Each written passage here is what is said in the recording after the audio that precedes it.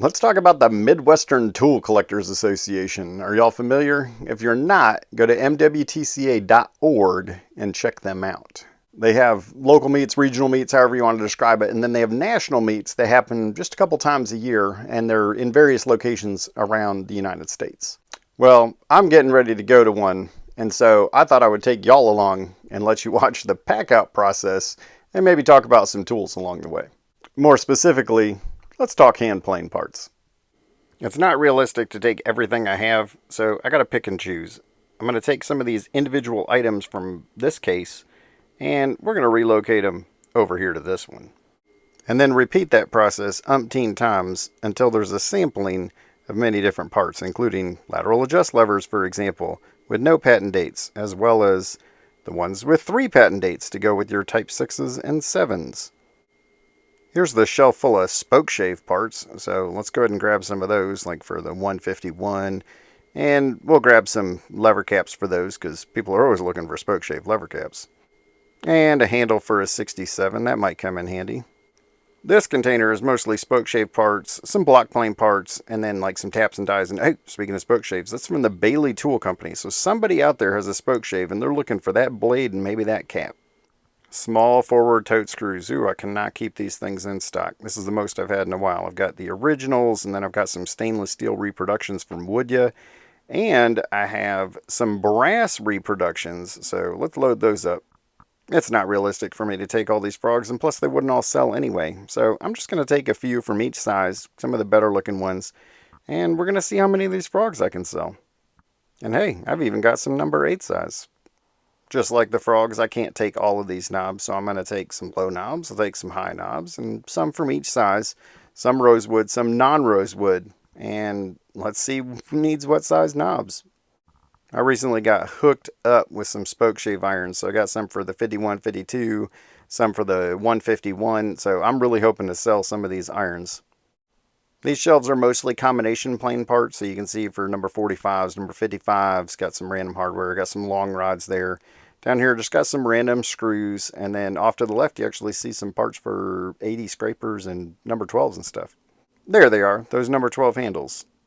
And got those in the box. So here's the depth stop for number 50. That's an uncommon one, little sweetheart.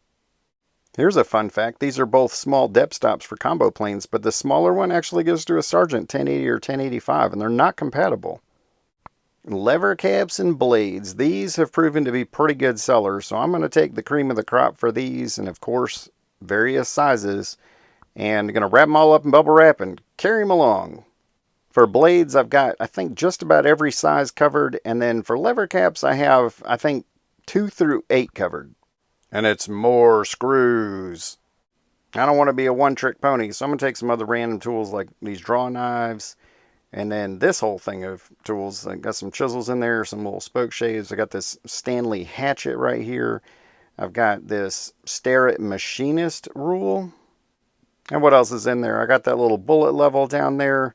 And speaking of levels, I have this nice Stanley level right here. Let's get that flipped up.